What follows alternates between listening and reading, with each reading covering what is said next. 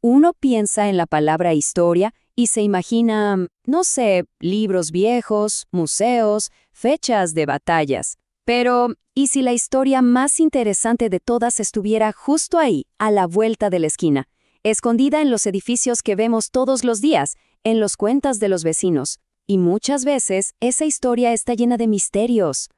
Bueno, para que se entienda bien de qué hablamos, vamos a meternos de lleno en uno de esos misterios. Miren esto, es la Torre Ader. Una torre de estilo florentino, así como sacada de Italia, pero plantada en medio del conurbano de Buenos Aires. Raro, ¿no? La pregunta es obvia, ¿qué hace eso ahí? Y si uno le pregunta a la gente de la zona, bueno, las respuestas son espectaculares. Por ejemplo, está la versión de película. Escuchen esto, que la torre se usaba en la Primera Guerra Mundial para hacerle señales de luz a submarinos alemanes. Una trama de espionaje internacional en Carapachay. Suena increíble, ¿no? Bueno, lo es, porque el pequeño detalle es que se sepa, nunca hubo submarinos alemanes por esa zona. Pero esperen, hay otra versión, totalmente distinta. Dejamos el espionaje y nos vamos al drama social. La otra leyenda dice que nada que ver, que el dueño, un tal Bernardo Ader, la construyó para vigilar a sus trabajadores desde las alturas, como una especie de panóptico rural. Ya no es una historia de espías, sino una de poder y control. Y por si fuera poco, agárrense, porque está la versión que le patea el tablero a la historia, que la levantaron para combatir a Juan Manuel de Rosas. A ver, un detallito nomás, Rosas es del siglo XIX, la torre es del XX. ¿Qué nos dice esto? Algo importantísimo. A los mitos, a las leyendas barriales, el calendario como que no les importa demasiado. Entonces, a ver, tenemos espías alemanes, terratenientes, controladores y batallas fuera de tiempo. Un lío. ¿Cuál es la historia real? Bueno, el misterio de esta torre es la excusa perfecta para hacernos una pregunta mucho, mucho más grande. Antes de seguir, bajemos un poco a la realidad. ¿Qué sabemos con certeza, con papeles? Los datos duros dicen. Esto. Se inauguró en 1917. Mide más de 42 metros. Tiene 217 escalones de mármol y hoy por hoy es un archivo histórico. Como ven, los hechos chocan de frente con la fantasía de las leyendas. Y acá llegamos al corazón del asunto. Si un solo edificio puede disparar todas estas historias que no tienen nada que ver una con la otra, ¿cómo hacemos para saber la verdadera historia de un lugar, de nuestro propio barrio? ¿Cómo se arma ese rompecabezas? Bueno, la primera pieza de ese rompecabezas, y quizás una de las más importantes, son las voces, lo que cuenta la gente. La famosa historia oral, ¿no? Esos relatos que van pasando de una generación a la siguiente. Pero ojo, acá hay un punto clave. La memoria no es como una grabación de video perfecta, para nada. Es una reconstrucción. O sea, los recuerdos no solo nos dicen lo que pasó, sino algo más interesante. Lo que la gente piensa hoy sobre lo que pasó. Es el hecho, más la emoción, más el filtro del tiempo. Esto que vemos acá es un ejemplo perfecto. Miren esta obra. Nos muestra cómo momentos políticos tan intensos como lo fue el peronismo en Argentina no se recuerdan solo con datos y fechas, se filtran a través de la memoria personal, de la experiencia de cada uno. La historia se vive y, fundamentalmente, se recuerda desde la emoción. Y acá tenemos un caso bien concreto. Escuchen la frase de Jorge Vanga, que era hijo de un caudillo de un periodo conocido como la década infame. Él dice: y si todo eso se hizo gracias al supuesto fraude, bendito sea el fraude. Clarísimo. Su perspectiva justifica la corrupción de ese entonces por las obras públicas que se hicieron. Su memoria no es objetiva, es una defensa, es la historia contada a su manera. Ok, entonces tenemos las voces, los recuerdos.